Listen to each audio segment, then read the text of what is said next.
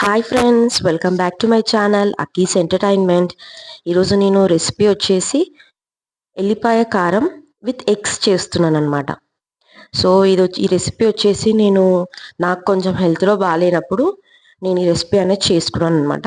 ఎప్పుడైతే నాకు కొంచెం చేదుగా అనిపించిందో లేదంటే కొంచెం అనీజీగా ఉంది అని అన్నప్పుడు నేను ఈ రెసిపీ అనేది చేసుకొని నేను తింటాను అనమాట.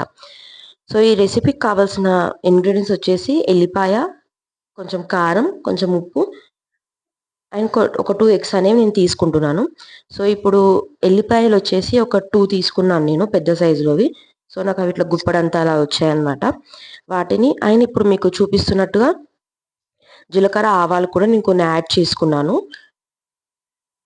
అండ్ నెక్స్ట్ కొంచెం నేను నా టేస్ట్కి తగ్గట్టుగా నేను కొంచెం 2 టేబుల్ స్పూన్ ఉప్పు అలా వేసుకున్నాను. అండ్ 2 టేబుల్ స్పూన్ కారం కూడా నేను యాడ్ చేసుకున్నాను. సో ఈ టైంలో నాకు కారం అనేది ఎక్కువ తినబుద్ధి అయి ఉండే. సో దానివల్ల నేను కారం అనేది ఎక్కువే తీసుకున్నాను. అండ్ ఇంకోటి ఏంటంటే, ఈ కారం మీరు వేస్ట్ అవుతుంది అన్న ప్రాబ్లం ఉండదు మీకు. మీరు స్టోర్ చేసుకొని మళ్ళీ నెక్స్ట్ రెసిపీస్లో కూడా మీరు వాడుకోవచ్చు. సో నేను చూపిస్తున్న విధంగా బాగా దంచుకోవాలి వాటిని. దంచుకున్న వాటిని పక్కకు పెట్టుకొని ఇప్పుడు ఒక ప్యాన్ తీసుకొని ప్యాన్లో నేను ఒక 2 టేబుల్ స్పూన్స్ ఆఫ్ ఆయిల్ అలా నేను వేసుకుంటున్నాను. ఎందుకంటే ఆయిల్ కొంచెం ఎక్కువ తీసుకుంటే మీకు కారం అనేది ఎంత తెలిసినా కానీ కొంచెం రైస్ అనేది కొంచెం చప్పబడుతుందనమాట. సో అంత స్పైసీగా తినలేము అంటే. సో నేను ఏవైతే బాయిల్ చేసుకున్న ఎగ్స్ ఉన్నాయో వాటికి చిన్నగా కాట్లు పెట్టుకొని వీటిని నేను ఫ్రై చేసుకుంటున్నాను. ఒక బ్రౌనిష్ కలర్ వచ్చేంత వరకు నేను ఫ్రై చేసుకుంటున్నాను.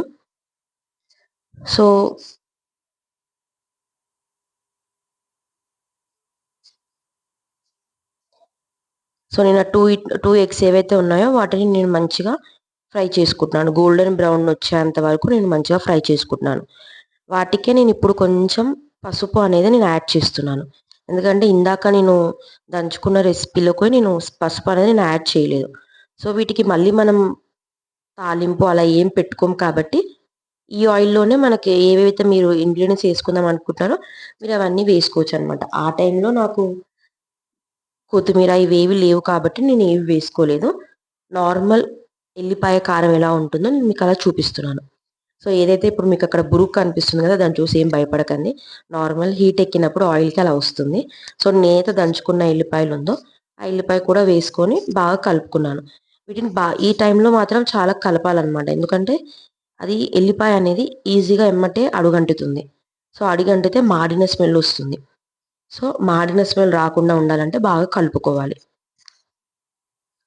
సో ఏదైతే ఇప్పుడు ఈ రెసిపీ ఉందో ఇది వేడి వేడి అన్నంలో వేసుకొని తింటే చాలా అంటే చాలా బాగుంటుంది. సో చూడ్డానికి ఇప్పుడు ఇలా ఉంది కదా, చేసిన తర్వాత కర్రీ మీరు బంద్ చేసుకొని ఒక 2 మినిట్స్ ఆగారనుకోండి రెసిపీ అనేది ఇలా ఉంటుందన్నమాట. Thank you guys, thank you for watching my channel.